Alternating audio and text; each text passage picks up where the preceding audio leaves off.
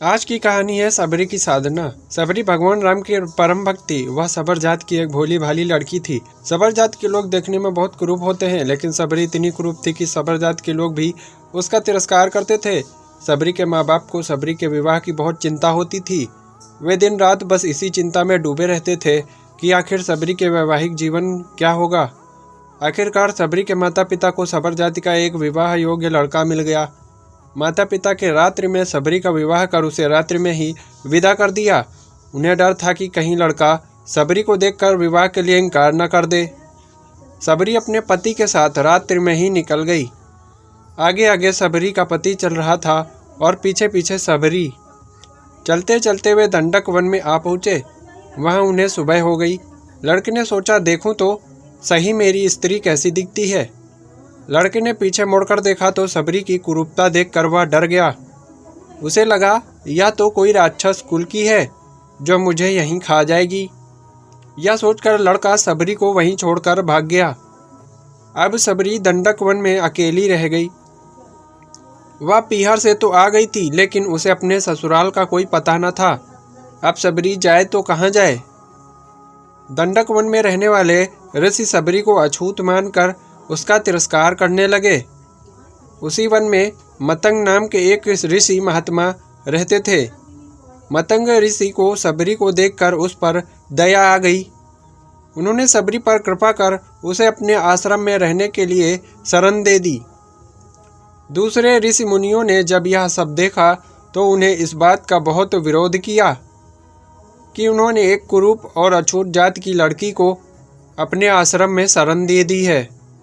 लेकिन मतंग ऋषि ने किसी की भी एक बात न सुनी। उन्होंने प्रेम से सबरी के सर पर हाथ रखा और कहा, बेटा तुम घबराओ नहीं।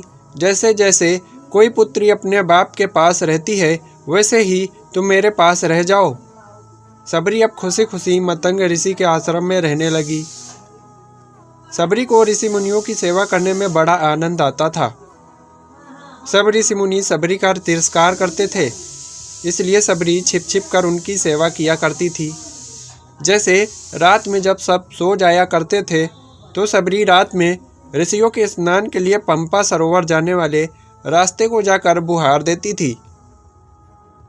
जहाँ कंकड़ पत्थर पड़े होते थे उन्हें हटाकर वहाँ बालू बिछा देती थी। ऋषियों के लिए ईंधन लाकर रख देती थी।